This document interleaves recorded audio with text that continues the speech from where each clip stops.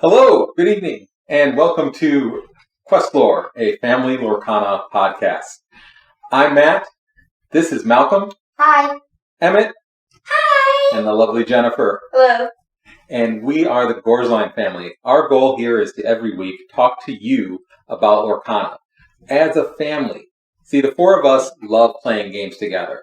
And when Lorcana came out, we saw it as an opportunity to really dive into one game that we could play with each other and with other people. Because in addition to loving games, we also love Disney.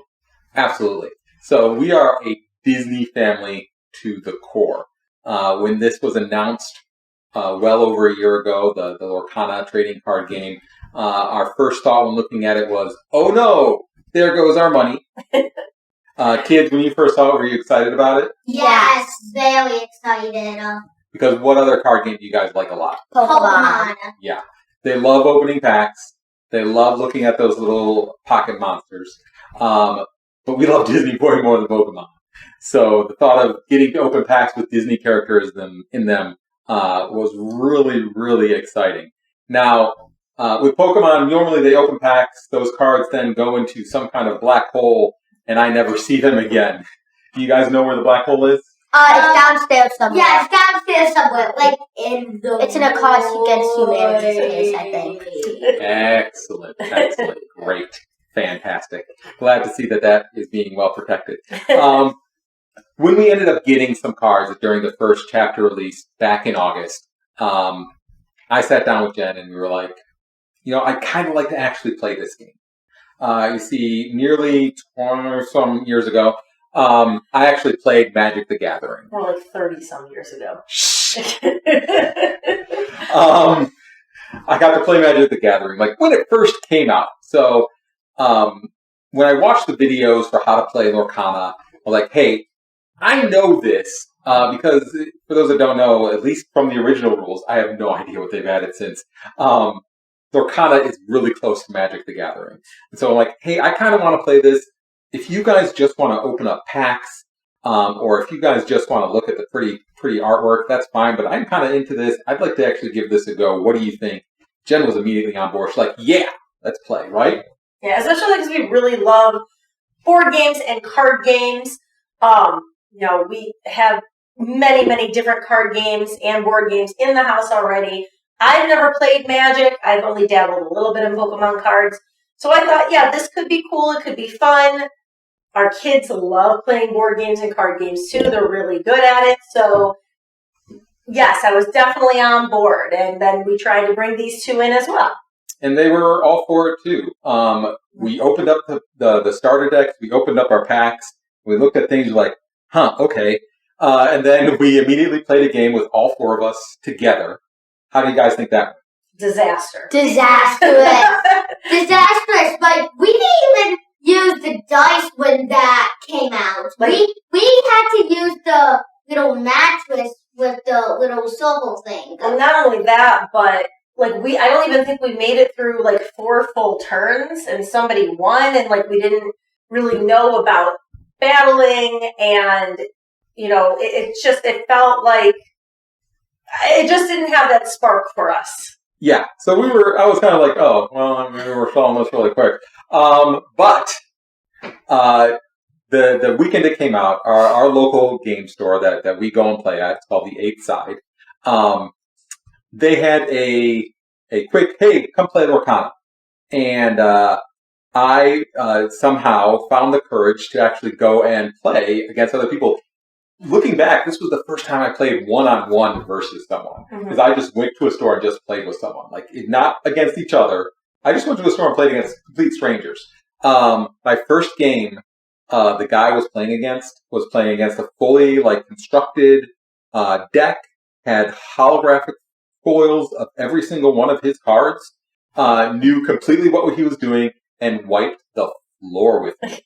It just went so fast. He was singing songs. He was readying people, firing cannons. It was an amber steel deck. And I had no idea what was going on. He was doing super fancy stuff with singing and all that. I was like, okay, so I lost. I'm not sure I can do this. However, then I kept playing, and I won against the next two people I played against. And then the next weekend, I brought you guys along. I constructed decks. and we've been playing every time we are free on Sundays, right? Yeah, pretty much every single weekend, anytime we can, we are playing. And, we're all doing pretty good. In fact, there are some weeks where Emmett wins the most games out of any of us. Yeah. Sometimes Malcolm's up there. Sometimes me. It's usually him. Usually Matt's the one who is one of the ones towards the top. Yeah. But we all are pretty successful. But it's not even all about that. We have a ton of fun. It's just fun to play the game. So if this is something that maybe you bought a starter deck, you bought some cards but haven't really gotten into it, I would really encourage you to try. And if you have kids, especially kids that love Disney, this is not too hard for them to pick up. They definitely can do it. It is easier to kind of learn on a one-on-one scenario before doing multiplayer, so I would definitely recommend that. But it's so fun. Even when you lose, it's fun. Yeah, for sure. So we've been playing since it came out, since the first chapter. We were able to get cards during the first chapter somehow. Then we also got through the Rise of the Floodborn release. We got cards there, and now we're getting excited about Into the Inklands. But before we talk too much about it, why don't we talk about the decks that we're currently playing and how we do them? So, Emmett, why don't you start? Hi. So, my name is Emmett. I play this Ruby and Emerald evasive deck. And if you don't know what evasive means, it means that only characters with evasive can attack them. So, once you get up to 3 ink, if your opponent doesn't have any evasive characters in their deck, you're basically 100% going to win. Because there's a card named Ray in my deck, and he quests for 3 and he is evasive, so he's one of the powerful cards in my deck. Yeah. And Genie, which gets rid of one of the characters. Yeah, it's a hard deck to play against. I've played against him, and it's hard to beat him with it. Malcolm, what are you playing? I play an Amethyst Topaz deck. Amber. Amber Topaz deck. No. Amber. Amber and Amethyst deck. And it is the Rust deck, as you know. So I play Lilo on first turn, Pinocchio second turn, Merlin third turn, fourth turn go, and that basically gives me the win. So my goal especially if he gets an Arthur in there. Yeah. That Arthur card is a menace. Yeah. Quick. Jennifer? So I currently play what's known as a Steel Song deck. It's an Amber Steel, mostly relying on singing princesses and princes. Mostly princesses. I kind of took all the princes and guys out of my deck because I like the Ariel and the Cinderella. And I love playing my Ariel, getting a song out of my trying to get a free song as an extra card out of my deck. And the fact that she can sing for 5 when you only have to play her for 3, if I can bring 1 or 2 of her out pretty early, and I can sing some, powerful songs to get rid of the other player's decks, then, or hands, then that's awesome. And then my favorite thing I like to do with my deck too is I have a lot of shift cards. So I can shift a big Cinderella onto a little Cinderella. My favorite one is the Steel Cinderella that has Singing Sword. So if Ariel sings a song, then she can take out somebody that is still wet, which is the only way I can beat his deck. And it's really fun to play when you get to sing the songs. I'm playing the Ruby Amethyst bounce control deck. I love using the Merlins and the Mims to bounce each other back and forth until you get up to that magic number 7 where you play Be Prepared and wipe out everyone's cards and then just start playing your Tremaines and your Maleficents and controlling the board until you eventually make them submit to a win. So it's all 4 of us playing all very different decks. That's probably the hard thing when you want to play as a family and you want to play this game. You have to you can't all play the same thing. And you all have to play a little bit something different because while we can definitely find the cards, right? I'm not going to be able to afford 12 copies of the Maleficent Dragons or 16 copies of Rapunzel. Those cards that go for $40 or so.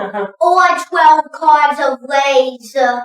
Of Rays. Sure, yep. So it's a matter of trying to balance out what we can get with what our strengths are too, and that's something we'll eventually talk about is building decks and building decks with your kids and building decks with them in mind, right? You don't want to make them have to play like the super complicated decks. You want to make them have something that's easy and something that they can actually stand a chance with. The place where we play, there is a good mix of the more competitive type players and the more casual type players. So when you have the more casual type players, it's sometimes you don't know what you're going to get. But when you play those competitive players, they're going to be playing those really hard decks. And you want to make sure that we can give everyone a chance of at least battling against them. So now we want to move on to some more common news, things that have been happening this week. What I like to call the week in ink. So news about Lorcana. We're going to go over some of the stuff that was just announced, I think just today, actually. So, some of this stuff wasn't just announced today, but obviously the big news that still everyone's talking about, that we're still getting drips of information about, is Into the Inklands, the third expansion for Lorcana, coming out at the end of February. Really exciting about this, adding a whole new dynamic to it in locations. So it'll be really fun to add something new to it, maybe change up the entire game. Looking forward to it. So these are what your booster packs are going to look like. You'll have a mini that looks like she's spelunking into a cave, a mystical-looking Jafar with a lamp, and, of course, Pirate Piglet. So cute. What do you guys think of these packs? Pirate Piglet! Okay, so the mini seems cool. Mini Jafar also looks pretty cool, and oh my god, I love that Piglet. The Piglet is pretty adorable. So which one are you guys reaching for first? Piglet. Piglet. Okay. I will open up all the other two. Yeah. No, you will not. In addition, we've got yes, Scrooge. Two new starter decks. One is featuring Amber and Emerald, a duo that isn't normally played too often together right now. Featuring Pongo and his pups and Peter Pan as two of the cards in there. We're going to be talking about that Peter Pan card a little bit later during this episode. And then the other starter deck features Ruby and Sapphire.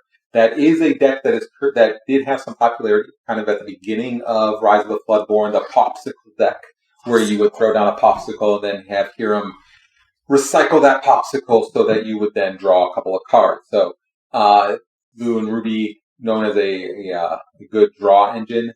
We'll be talking about the Moana card a little bit later today. She and Peter Pan both have to deal with locations, and that is our special topic for the week, is going to be locations. So we'll see what cards those have in there and what kind of techniques they're trying to teach everybody with that. Just a quick look at the trove. It's got Jafar, Piglet, and a Jungle Stitch on the front. So cool. Always a hard item to get, but we'll manage to find one, I'm sure. Gift set featuring Jungle Stitch and a Tinkerbell dressed up in the same manner as Peter Pan. However, she is a Sapphire card, not a, I believe, an Emerald card like the other Peter Pan is. And Stitch is an Emerald card. Looks like he's a 5 coster that will have a 3 attack and 3 willpower. I can't read those. Yeah, it has an evasive. It's an evasive. And it will have ward, I believe, at a location. Ooh, nice. So we'll be talking about some of these cards as we get into the location parts. This was just released today, so with every single chapter so far, and this is not chapters, but every single expansion, so far there has been a set of pins and a set of promos that have gone out with those over to the local game store. So this one is going to feature a steel and emerald pins. The one that's out now for Rise of the Floodborn is a amethyst and amber pin. The amber pin having Rapunzel on it. The amethyst pin having the Honey Pooh wizard on it as well. So these will be the pins that everybody will be competing for at League. We've got Sheriff of Nottingham on there, a new character that we haven't seen a card for yet. We haven't actually seen this card yet. And then the Stitch card that was from the cover of the gift set. So those will be what we'll be competing for. Then the Disney Lorcana logo pin that comes with all of them. Okay, this is our main topic for the week. So each week we're going to be going over some kind of new concept, at least to all of these guys, and possibly to myself as well, related to trading card games. Since we've got Into the Inklands coming up soon, I thought it would be best if we focus on location, since that will be the main focus of Into the Inklands. We're going to get at least 18 cards featuring locations. It looks like it's going to be 3 different locations for each color from what we've seen so far. Based on the numbering and how they issue things out, we're going to get about 3 locations for every color. So that's going to be, and a lot of people are going to want to be trying these out, see if they work or see if they're kind of dead on arrival. So it's not super clear yet. We're starting to get some of the picture on it, but let's explain how locations are going to work. So, as you can see, the location is sideways, right? That's how the art is presented on it. So when it's in play, it's always exerted. It enters play exerted. It leaves play exerted. You never unexert a location. It's always going to be in that sideways state. So, on this one, the Forbidden Mountain, which is Maleficent's castle, it's going to cost you 2 ink to put it down. It's also, this location is inkable. So in that manner, you treat it like any other card. If you want to turn it into ink, just turn it into ink. It's going to cost you 2 to play it. You're going to be able to play it, you put it down, exert it. You don't have to worry about any ink drying with it, anything like that, because you aren't able to attack with it or quest with it. All right? It's going to have 6 willpower. You'll notice the 6 in the shield over on the right. There is no attack value next to it, right? So locations won't do damage to characters, but characters can do damage to it. That last number over on the left, that's in a new symbol that we haven't seen before, is the cost of ink it takes to move a character to a location. Now, there are some locations that are going to require that are going to give benefits to people when they get there. And there are some locations that when a person goes there, they're going to get benefits because it's written on their card. Finally, the little lore symbol down at the bottom, that is the lore you're going to get during the set phase of Lorcana. So, in the instructions, what it says for every time you are playing, and it's your turn, you're going to do a ready, set, draw. So readying is readying all your characters, unexerting them, and then set is the first time that that's come into play. Setting means if you gain any passive lore, you get that lore. So at the beginning of your turn, this location is on the board, you're getting 1 lore. Okay, so if you have a bunch of these out, you're going to get 2, 3 lore, just for them sitting there. And then you draw your card and begin your turn. So you can move characters here. You can have any number of characters at a location. There's no limit. You just have to pay the ink to get them there or play some other card to move them there. When your character is at a location, they can still be attacked unless the location is giving them some kind of special ability that won't let them be attacked. And the location can always be attacked as well. When a location is destroyed, the characters there just fall off the location and they're still in play. Nothing bad happens to them. They don't get banished themselves. Everything's fine with them. You just keep playing and the location is gone. Locations do tend to have a high willpower value, so this has a 6.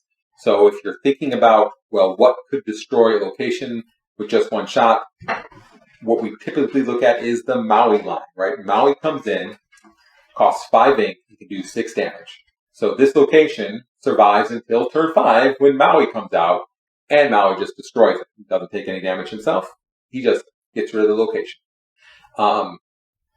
That's kind of the bar you're looking at when you're looking at locations, because Maui is a very, very popular card and does a lot of damage and will be taking out locations like a machine.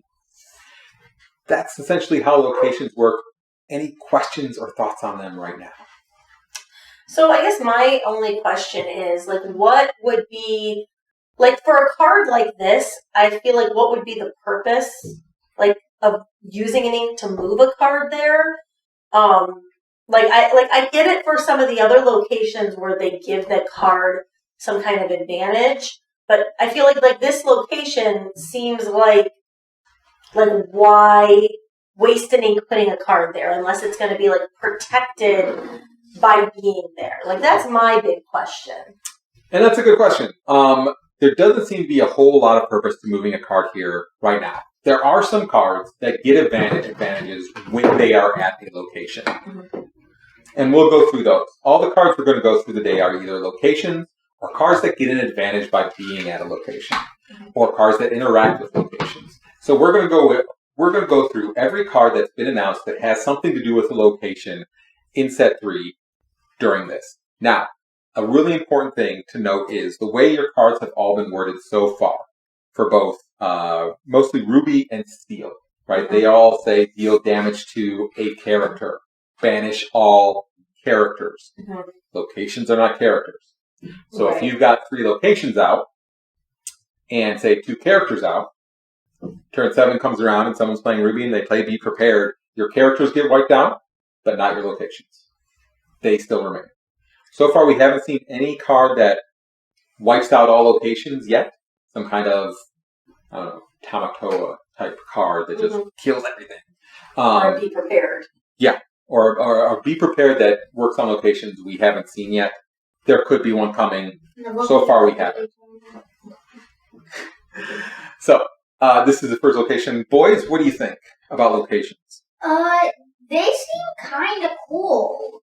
But this one seems a little useless. I mean, this one may seem like the best one to ink.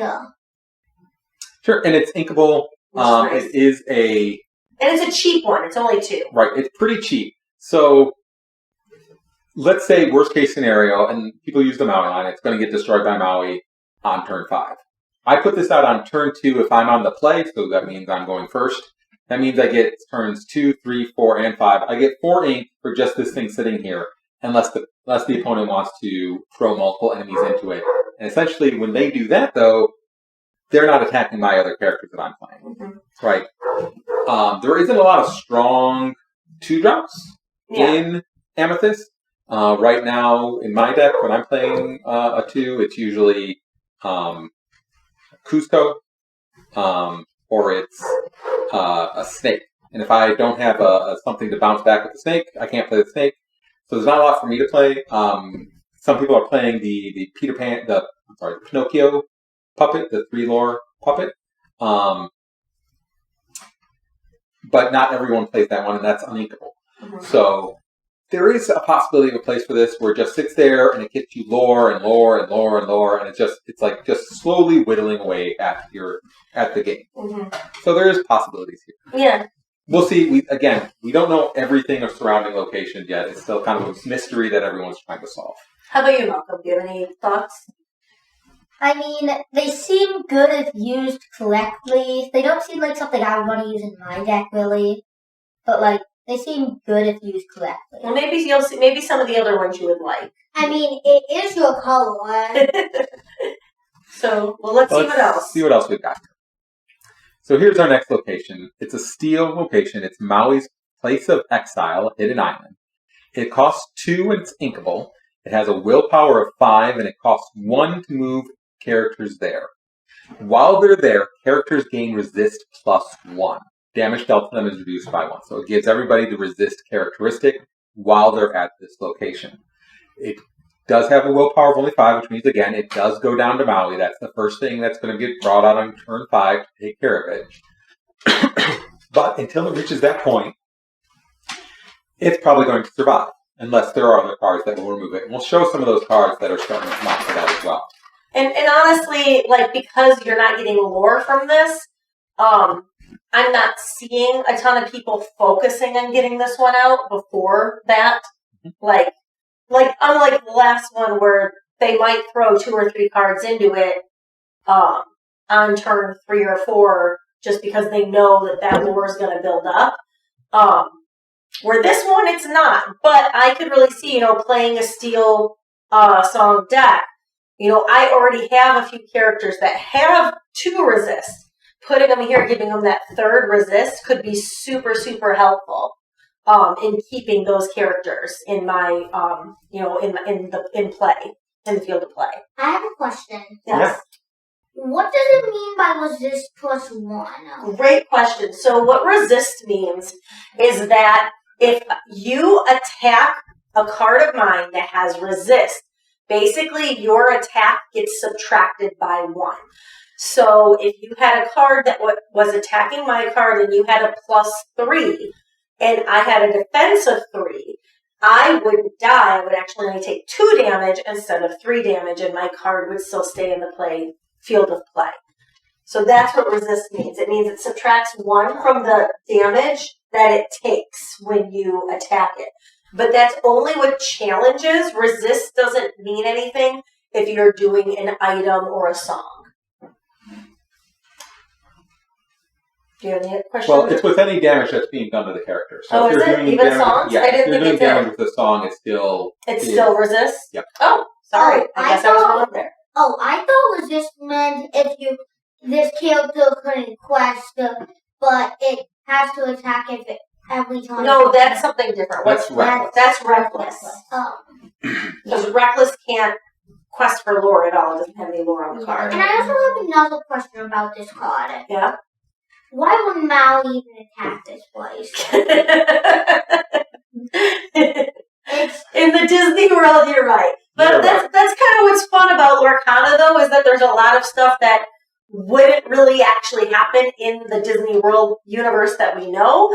But I love that they're playing with that universe and making things happen that we wouldn't expect. Like, one of my funny favorite things to do is, like, someone like Cinderella singing Friends on the Other Side. Or Ariel saying, grab your swords. All right. There are a lot of times.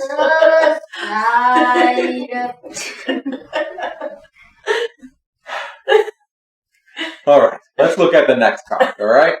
All right, so now we got a character card that interacts with locations. So this is Moana, Born Leader, a 5-cost inkable, attacks for 4, willpower for 4, it's a floodborn, so it shifts onto another Moana. I don't think we have any really small Moanas at this point, so we're probably going to get a small Moana as part of the set.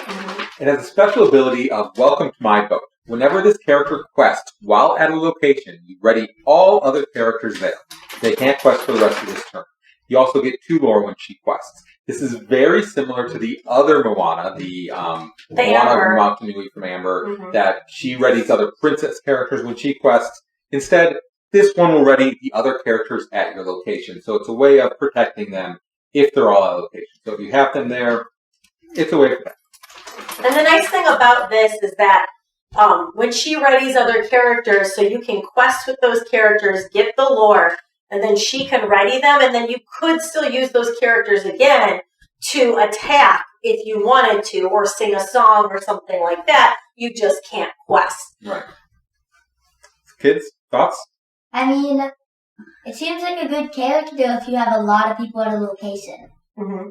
If you can get a lot of characters. Now, do you play Red right now, Ruby? No, but I might. I don't think so, though. But, like, if you have everyone and just, like, quest them all and then ready them all, and then just, like, attack the whole board, that might be a really good idea. So, I do play Red right now, and,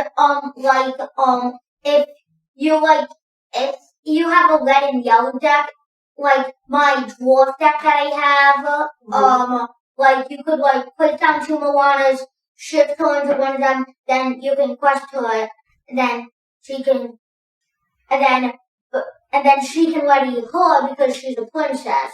Oh, that's true. Yep. If you had the other Moana, that's true. Good call. And they could ready each other. Sure. Yep. Because she is a princess. Okay. Let's move on to the next card. Neverland, another location. This is Neverland, the Mermaid Ooh, Lagoon. one. It's a one-cost inkable. Costs location. Yep, costs 1 ink to move there. Has a willpower of 4, which means this would go down to Fox, the Madame Mim Fox from Amethyst. But you do get 1 lore during the set phase. So this is as vanilla as you're going to get probably for a location. Thoughts on it? I love the idea. If I could get this in on my first turn, because again, you're not going to see a card that can attack for 4 probably within your first 3 turns. Yeah, turn 3 is the earliest you're going to see one. And so if you're playing first and you can get 3 lore from this card after playing it on your first turn, that's awesome because there's no other card that you can do that with. Because all other 1-cost cards, they're wet on your first turn, so you can't get lore from them until turn 2. So I personally love that. I think that that's awesome. Like getting this in an opening hand would be amazing. Like that, I would be looking for that. Yeah. This seems like a pretty good card, but I only have 2 things. Mm-hmm. So this does fit in with my dwarf deck, but like Matthew said, You mean Dad? like Dad said,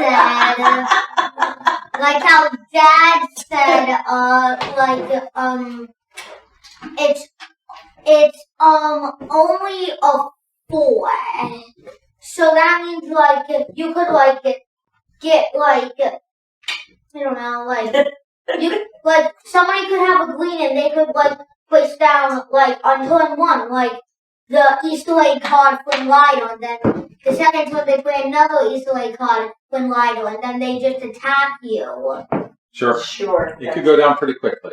But you might be able to peck away a little bit of lore, or later on in the game you're able to throw these down, throw a couple of them down. There aren't going to be a ton of characters that they can instantly usually challenge with that can attack for 4, so it might be a good way to get force them to make some actions they wouldn't act, or attack these instead of attacking your characters, right? So that's always something to think about. Yeah, especially because a lot of those big attackers also quest for a lot of lore, and they may not want to waste their turn to attack this, because then they'd waste that lore. Sure. All right, let's move on to the next one. We've got almost the exact same card in Deville Manor. It's an emerald card. Cruella's Estate. Cost 1, it's inkable. 1 ink to move characters there. Willpower 4. You get 1 lore, it's the same thing. Same card, but over an emerald. So not a lot to talk about here. This one, however, it's a rare card. Another emerald card. It costs 4 and it's inkable. Fang River City costs 2 ink to move a character there. Has a willpower of 6. Special ability is surrounded by water. Characters gain ward and evasive while here. You can't choose them except a challenge. Only characters with evasive can challenge them. And you get 2 lore. Problem with this card, obviously, you don't get it out till turn 4. If you're playing against someone with Ruby, they're taking it out the next turn. Also costing 2 ink to move characters there. Right? It's not till the next turn 5 where you can move 2 characters over there. It seems really powerful, but it's really kind of slow to act. So we'll see if it's able to, if people can find a use for it. Maybe there's something that protects locations. Additionally, with usually when you're playing Emerald right now, you're playing a discard deck. You're trying to get people to discard their hands, so maybe you're able to discard everything they've got. And this is a card that's going to be hard for them to deal with, since it's not a character. Most of the actions right now affect characters, so it's going to be hard for them to deal with, except with other characters. So it might stick on the board a little bit if you've been able to discard their hand some. And this, I feel like this would only really work too if you have a deck that brings a lot of ink into your play. Yeah. Because, again, with it costing 4 and then costing 2 to move characters here, unless you have a deck that like puts a ton of ink into your ink well, this is going to be hard to use well enough properly for it to work, in my opinion. But having said that, like, I know because again, I don't play Emerald. If I saw this against me, I would definitely be concerned. So there is a fifth family member that has decided that she needs to get in on the fun. This is our dog, Zelda. She does not play Lorcana. She would eat the cards. She has tried to eat the cards. Yes. She did eat one Baloo at one point. Fortunately, it was just a Baloo. Not something that costs money. So she would pop up every once in a while. And she is determined to make her appearance today, aren't you? Yeah. Boys, any thoughts on this card? Me. So this, I feel like this card would be very good for my evasive deck, because then I could put, because the first like, because like all my 1s and 2s, none of them give me evasive, and I have a Daisy that also is an evasive. And the only way that I can make them evasive is Pixie Dust by Tinkerbell, but that's only for a turn. Now I can just put them right there and do evasive. Cool. So I say the only place I could actually find this being good is a draft. Oh. That's true. This would be really good in a draft. Because we'll talk about drafts in another episode. But I'd say that'll be good in a draft. This would be great in a draft. Scooch over closer. Camera haul. All right, let's move on. Okay, so a character, Milo Thatch, Spirited Scholar. This is from Atlantis. He is a 2-cost inkable. It's 2/2. When this character is at a location, he gets 2 extra attack points. Ooh, nice. Quest for 1 lore. It's another 2-drop for Ruby. I don't know if he's going to find a ton of play in the regular, kind of like the popular Ruby Amethyst bound stuff as the snake, and he doesn't seem as useful as Cusco. But he can't attack for a lot, but he still goes down to things like Grab Your Swords and Let the Storm Rage On. So he's a really easy target for those. However, there is a Floodborn Milo. I don't think we're going over him today because he doesn't have any arc locations, but there's a Floodborn one that he could be a shift target towards. So you could play this and then that really quick to get that one out early. Any thoughts on his? It's a fairly vanilla character. I have a thought. Yeah. So, this is in both of the decks, my dwarf deck and my evasive deck. But to look at it, I think this would be better for my dwarf deck because I don't think I would use many locations except for the dwarf deck. Yeah, so I would put this in my dwarf deck. Cool. Okay. Let's move on to the next card. Agrabah. A Ruby card that is 3, costs 3 and is inkable. Costs 1 ink to move characters there, and has a willpower of 5 and quests for 2. So this can get you a lot of lore really, really quickly. That 2 is a big number. That could put some dents in there if you throw that down later game next to another character and they have to make a choice between going after a character and this.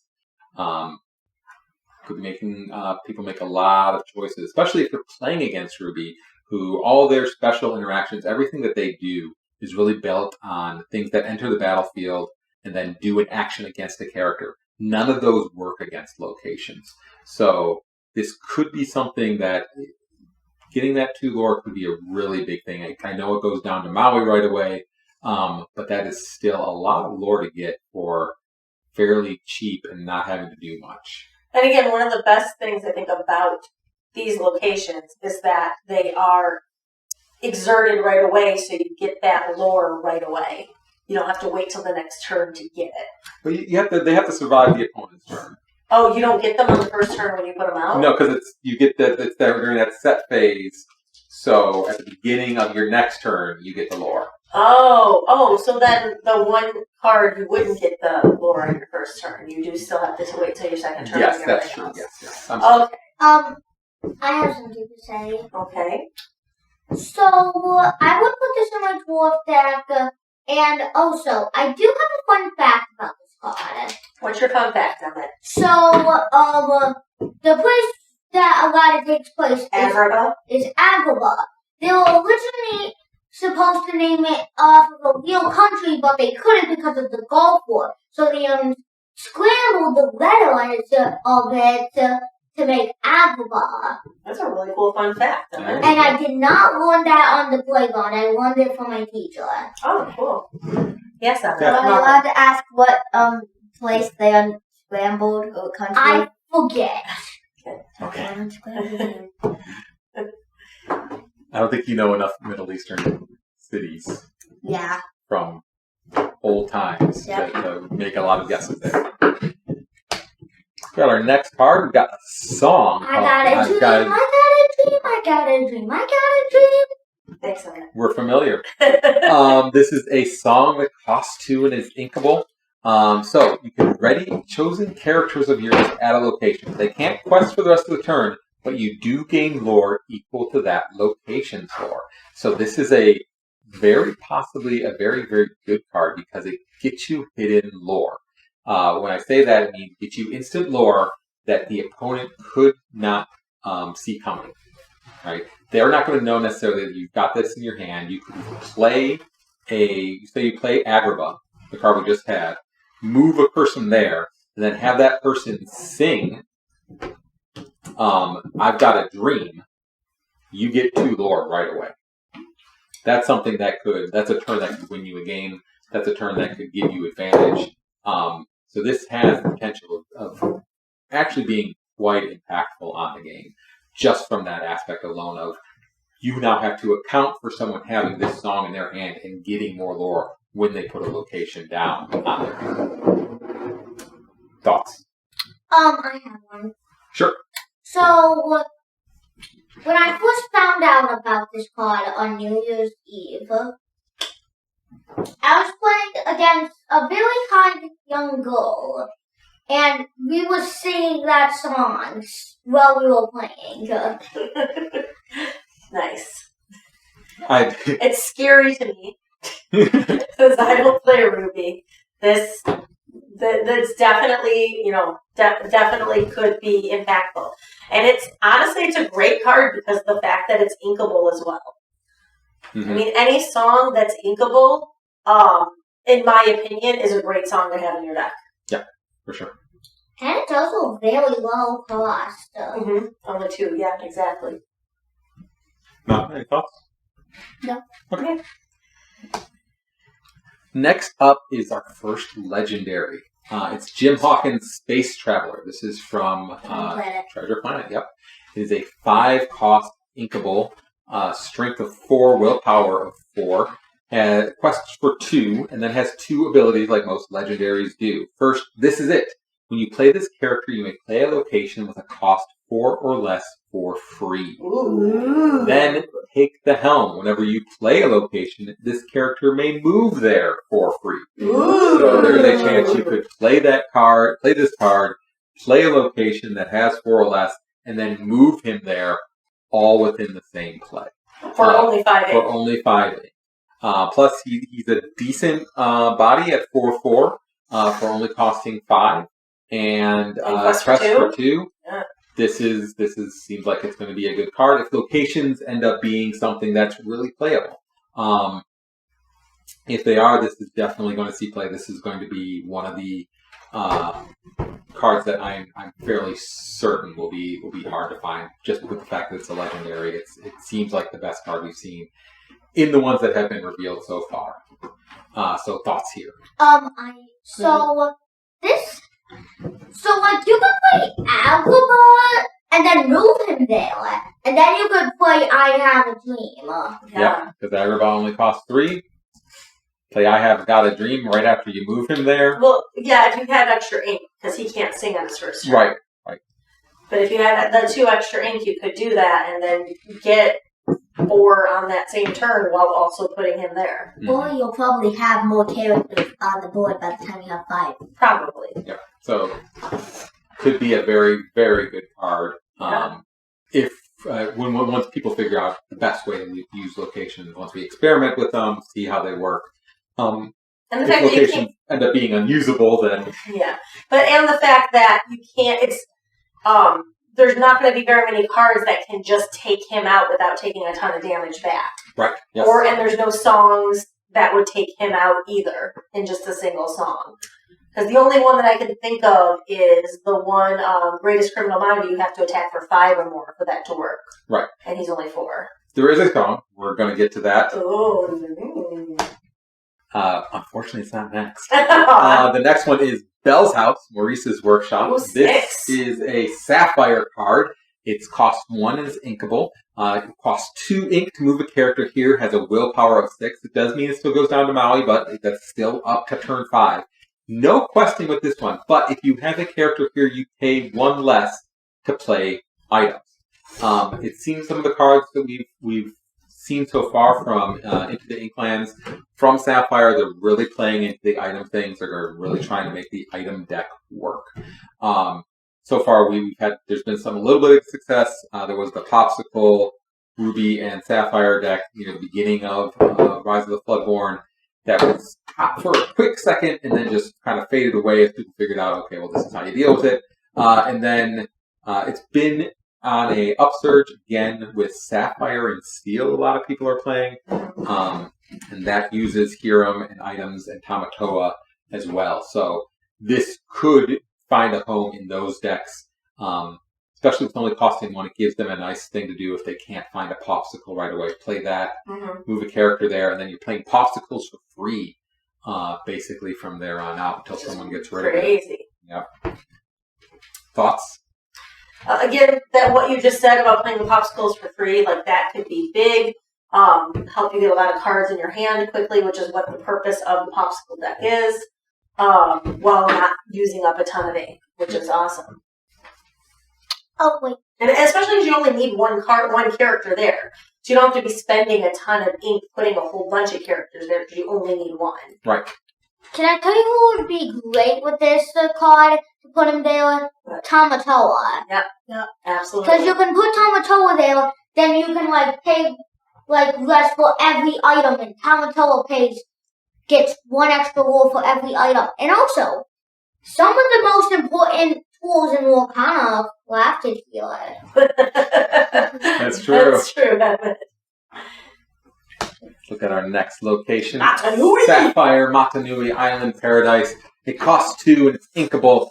It costs 1 to move a character there. Has 5 willpower. Quests for 1 during the beginning of your turn.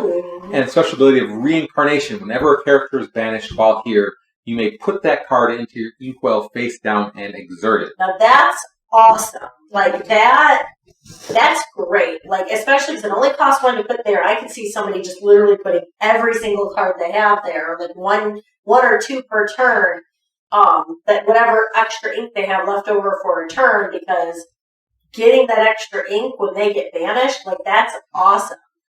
Yeah, that's the thought. So this turns everybody into a Grammatala, right? So Grammatala right now is a Sapphire card that costs 2 is 1/1.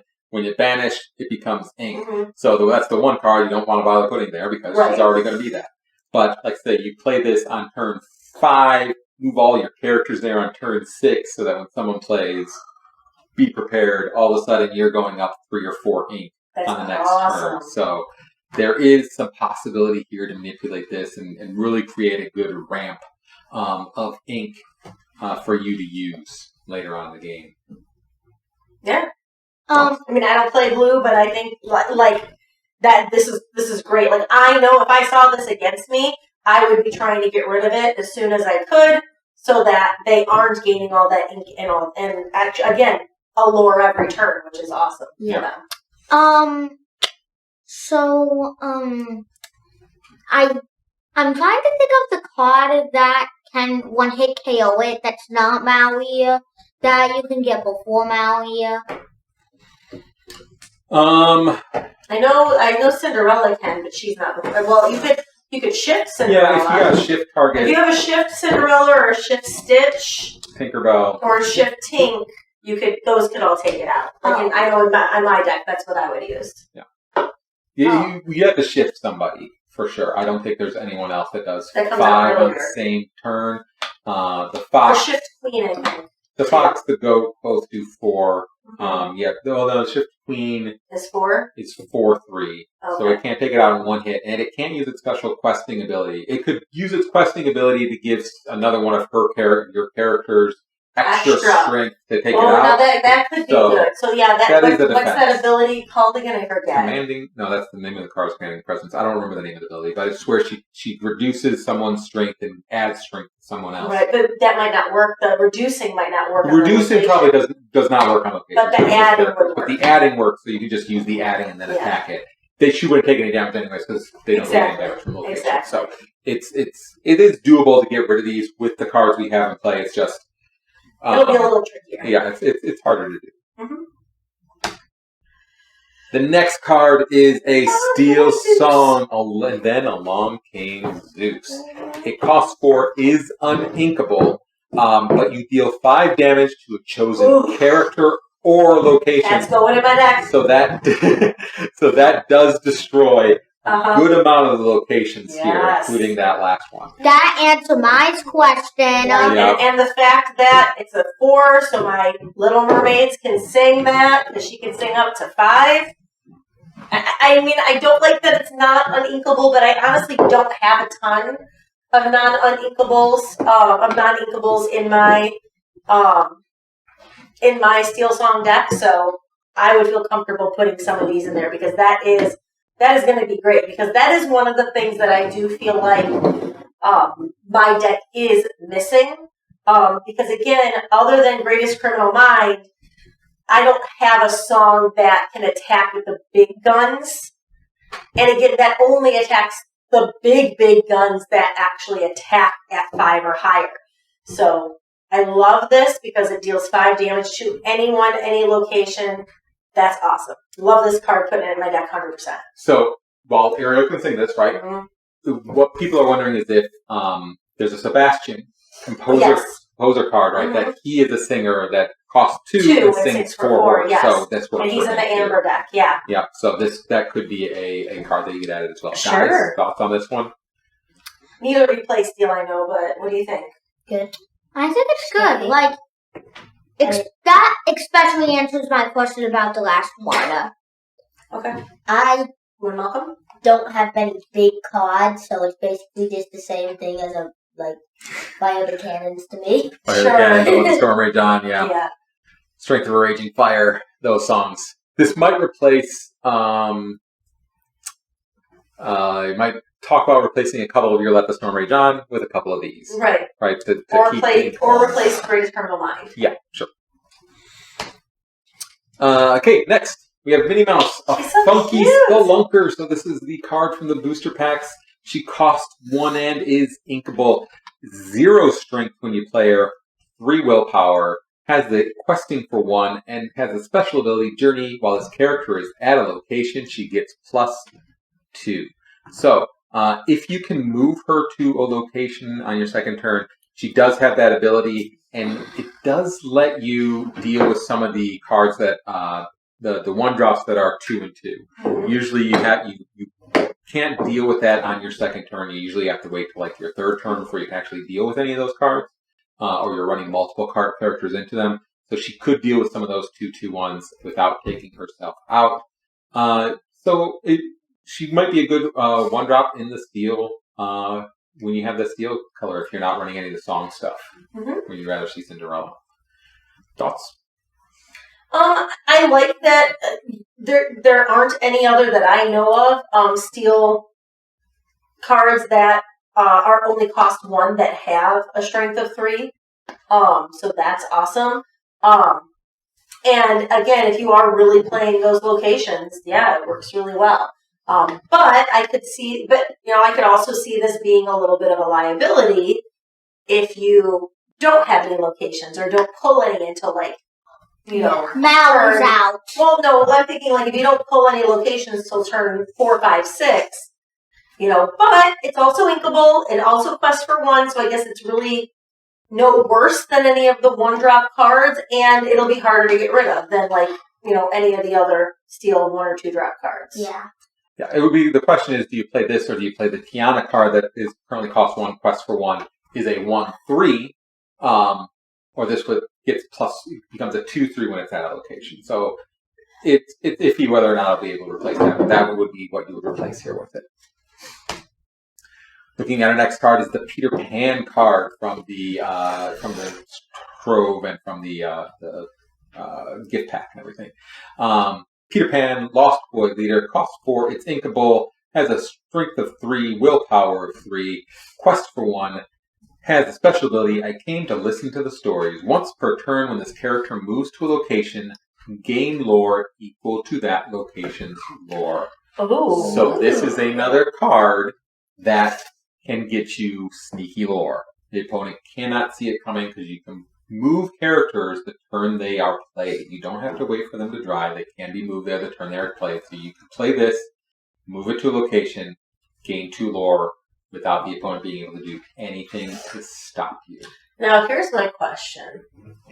So, I guess it says once per turn, but then, so the following turn, you can move it back and forth between different locations, too. Yeah. So, if your opponent, got rid of the location he was at, you can just move to another location and then gain extra lore that next turn. Play a 1-drop location, you just move them there, so that's 2 ink to gain another lore. It would be good if you have 2 Agrabahs out. Sure. Oh, yeah, absolutely. Play another Agrabah, move them there, 2 lore. Or if you have 2 Agrabahs and 2 of those, Sure. if, Yeah. So I could definitely see. Now, I guess another question that I thought of for the locations is, can you put as many locations in your deck as you want, or is there going to be a maximum? You can only have so many location cards. No, it's just like any other cards. You just have 4 of any one type. One card. Yeah. So you could potentially have half of your deck is not half, because I guess is there only 1 location per color, or 2? There's 3 locations per color. Oh, so you could technically make half of your deck locations. Sure. Yep. That'll be interesting. We'll see if people try to do that. Yep. Looking at our next card is Voyage. It's an action. It costs 1 and is inkable. It's in Ruby, and you move up to 2 characters of yours to the same location for free. Ooh, imagine using that with that last one. Mm-hmm. Wow. You play 2 Peter Pans and then play this, move them to the location. Boom. Say it's Agrabah, you get 4 lore. For 1. Yeah. That's and it's inkable. That's a great card. I could really see people really using these locations and these actions and items and songs. I could see them working. Yep. Let's move on to the next. Next, we have a steel item. It's the Map of Treasure Planet. It costs 3 and is inkable. It has 2 abilities. First is Key to the Portal. You tap it, and you pay 1 less for the next location you pay this turn. And then Show the Way. You pay 1 less ink to move your characters to location. You don't have to tap this. You can do it. That just stays in play. And that's not only once per turn. That's as many times as you want. Oh, I love that. So this could make locations very playable for steel. Yeah, and that's awesome. I don't often play a ton of items, but I do love the ones that I play. I play Sleepy's Flute a lot because I have a steel song and it's great. I have played the Lantern before, and I really love. Malcolm doesn't like Sleepy's Flute. I don't like Sleepy's Flute either. A lot of people don't like when I play it against them because it never appears in the movie. Okay. And so I could see this being a great item to have, being able to use both of those abilities in a turn, the second ability as many times as you want, especially if you have, so many of the locations only cost 1 to move them there. This basically makes all of those locations free, which is awesome. Love it. I don't have any. Do you, Malcolm? Thoughts or questions? No, it just seems really good. Yeah. All right, next, a Sapphire Card Vault Door. It's an item that is Scrooge McDuck staring at his vault. It costs 4 and is inkable. Has a special ability, Sealed Away. Lure locations and characters at locations gain resist +1. So it gives locations resist. It gives characters there resist. It's almost like a version of Cogsworth, the Grandfather Clock, that gives all your characters resist +1, but instead it's focused on locations. In my mind, this is a little bit expensive. I'd rather just wait a turn and play Cogsworth. Because Cogsworth's blue, right? Right. Unless you're making some kind of item deck where this ends up not costing a lot. Sure. I think this is just a little bit too expensive to play. I agree. Unless you have a ton of locations out. Sure. Because Cogsworth only works on players, Yes. or on characters, and this also works on locations. Yeah. So, How much does Cogsworth cost again? and again, this stays out all the time. That's the nice thing about it being an item, is that it will then be like that for the rest of the game unless your opponent has a card to get rid of an item. Yeah, I'm very curious to see if there is going to be a song or something that wipes out items on the other side of the board. Because right now it's just one shots from like Benja, from the Hard-Headed Beast, from Break. Very few ways to get rid of items. There's been a lot of DuckTales in this set, and I'm wondering if we're going to get a song called Life is Like a Hurricane that wipes out items. Like If that happens, I'm going to be so happy because I called it right here. And I think thematically that works because hurricanes wipe out all your stuff, right? So. Absolutely. Or even if it wipes out all the locations, too, kind of like be prepared. Yeah. With locations, that would be cool. Be prepared 2.0. So go to our next card. It's Tiana's Place, a jazz restaurant. It costs Tiana's Palace. You're right. Thank you very much. Jazz restaurant. It costs 3, is uninkable. Okay. Costs 2 to move your characters here. 8 willpower. And quest for 1. Special ability, Night Out. Characters can't be challenged. Wow. That card is going in my deck. That card's going in my deck. That card's going in my deck. I know. It's uninkable, but man, look for 8s and for... There are very few cards that can hit for 8, especially none that can just come right out and do it. Wow. Right, that one song we saw won't do it. See, I could see like especially like when you're up at like 6, 7 ink. If I can have this out, if I have this out at 6 ink and 7 ink, I can put my Cinderella on here, so that way she can't be challenged, or my big tank, or my any of my shifting stuff. I thought that's interesting. I thought putting Peter Pan here, but then I realized that wouldn't be a good idea. It's only a 1 flash stuff. Mm-hmm. Hey, you're so pushing you. I'll put the mic up. We can see. Look at our next place. All right, so this is a German card. I was gonna say. We haven't seen the actual English version of it.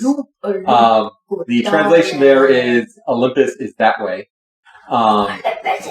Those are the Titans from Hercules. They're going to attack You see Hades' hand pointing Mount the other Olympus, way. and you see Hades' hand pointing the other way. So Mount Olympus is that way. This is one of the funniest scenes. This action gives characters that are attacking locations +3 strength. Ooh. So this is a way to deal with those higher level locations. So if you use this on on a character that can attack for 5, suddenly they can destroy Tiana's Palace. Olympus isn't that way! It looks like we're getting a lot of these Titan cards. There are some other ones I don't have them this week because they didn't have anything to do with locations, but they are releasing cards for these Titans as well. So we're getting a lot of Hercules love this time around. Who doesn't like Hercules? Jump with that money! Speaking of which, the next card is Rise of the Titans in Action for Steel. Cost 3 is inkable. Banish. Chosen location or item. Wow, that's a big one. And it's inkable? So far, most of the removal for locations, the special stuff, have all been steel. So it looks like right now, the way it's shaping up, Ruby is focused on actually using locations, and Steel is focusing on destroying those locations. With the Titan. Honey! is So I wouldn't be surprised if we see a ruby steel combination that people are trying to play so that they can use locations and destroy them when the other players try to use them. Yeah. There has been a ruby steel deck that has been gaining a little bit of popularity using the weight set. Weight set is a card right now that if you play a character that has over 3 strength, you get to draw a card. So it's someone's basically trying to set up a card draw engine so that every time you play a character, you're basically drawing a card.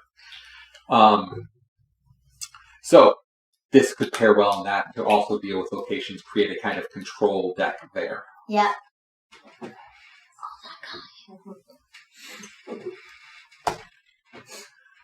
Our next location is the Sorcerer's Tower Wondrous Workspace. It costs 3 and is inkable. Costs 2 to move there. Has a willpower of 7. Special abilities. Your character's named Magic Broom may move here for free. While they're there, characters get +1 lore while they're there. So right now there have been 2 Magic Brooms, 1 steel, 1 amethyst. So this right away pairs with the regular broom. So now you're getting 2 lore for that broom instead of just 1, and you can move it there for free.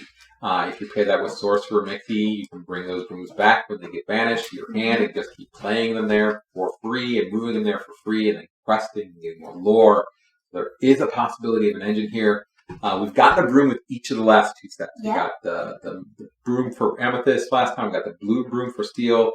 In Rise of the Floodborn.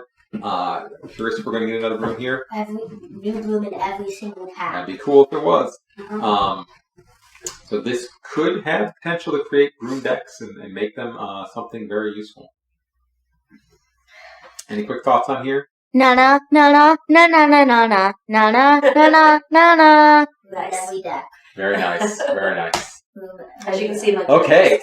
That gets us through all of the cards that I want to go through today. Those are all the cards they've released so far that interact with locations. Right? There have been a lot of other cards released for Inkling Clans. We'll be going over those more every single week up into the release. I'll start picking out ones that I think will actually have an impact. I won't be going over the more vanilla cards, ones that are just, they come out for 1 and they go 2/2 and they quest for 1. Like, who cares? I'll bring out the ones that have special abilities. There have been some really interesting stuff coming out. Lots of stuff with DuckTales. Lots of stuff with Treasure Planet and Atlantis. 2 of the movies that are in our blind spot, but we haven't seen them. We're going to have to rectify that very soon. You guys up for that? Yeah, maybe tomorrow we should watch one. Yeah, right now. I We're in a podcast, man! No, but you also have to play video games. Part 2. We're watching Part Treasure Planet. Part 2. We're ready to stay here for another hour. We'll be looking at more cards in future episodes as we get ready for Into the Inklands, the expansion coming out soon. Our next segment I call Reach Into the Inkwell, where we get questions. This is our first episode, so obviously no one sent in any questions yet. If you had, sorry I missed it. I don't know how you read the feature. I don't know how you got the email address, which is QuestLoreQuestions@gmail.com. You can find the link in your podcast descriptions or in YouTube if you're watching on YouTube.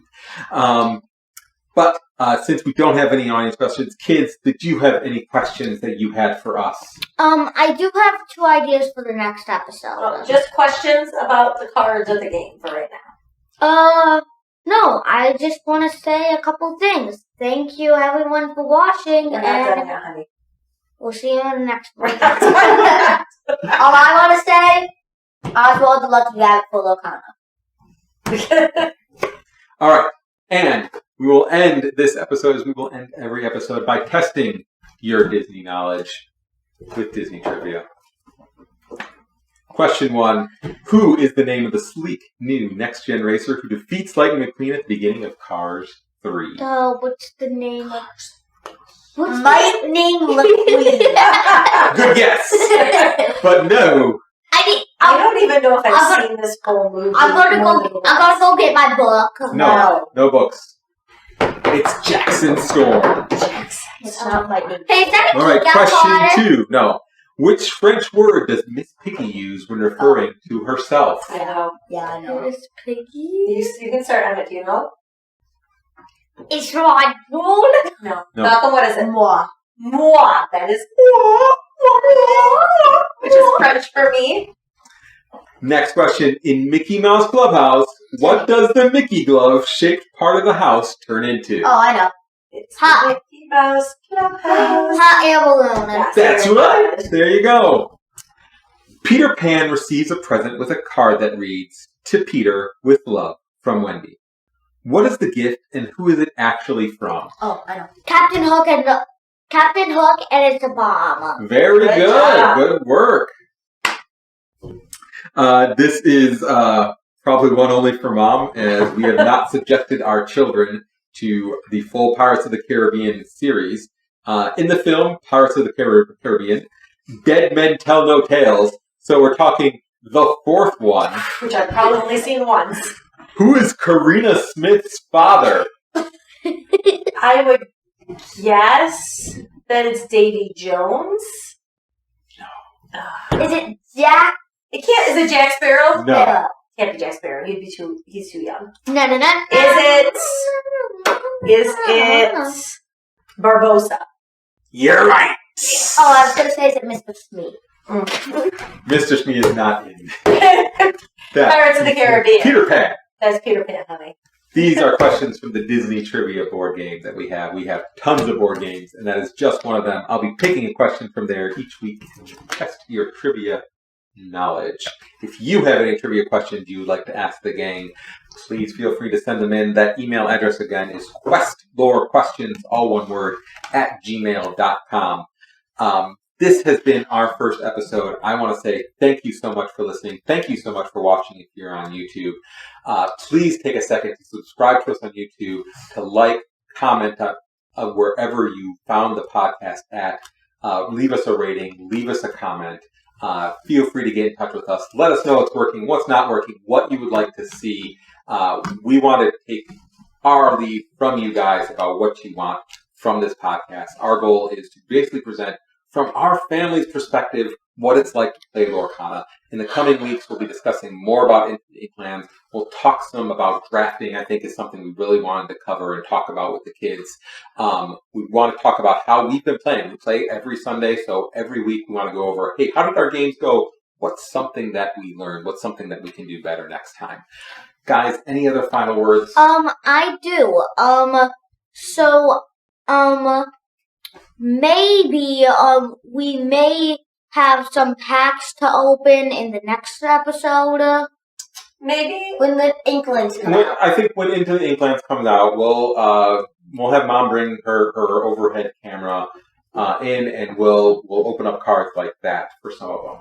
And if you have any questions about us too as a family, feel free to ask. If you want to know what our favorite board games are or anything like that, or if you want to let us know, feel free. So thank you very much for watching our first episode, and we'll see you next time. Right. Oswald, the lucky rabbit for Lorcana.